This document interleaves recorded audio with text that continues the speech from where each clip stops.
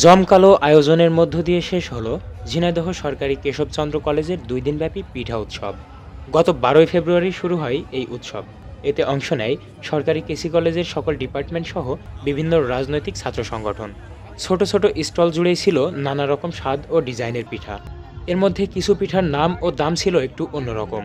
সেগুলোর মধ্যে দেখা যায় সাথীর মন ৪০ টাকা, সিনিয়র পটানো পিঠা ৩০ টাকা, হাউন আঙ্কেলের টুনটুনি ৩০ টাকা এবং মেয়েদের মন মাত্র ১০ টাকা সহ আরও অনেক ধরনের নাম ও দামের পিঠা। ২ দিনব্যাপী এই উৎসবটির আজ দ্বিতীয় দিনে নানা রকম বাহারি পিঠা পরিবেশন ও সাংস্কৃতিক অনুষ্ঠান সহ অংশগ্রহণকারীদের মাঝে পুরস্কার বিতরণের মধ্য দিয়ে শেষ হয় এই পিঠা উৎসব। বিস্তারিত থাকছে চ্যানেল ঝিনুকের তথ্য ও প্রতিবেদনে। পরিবেশনা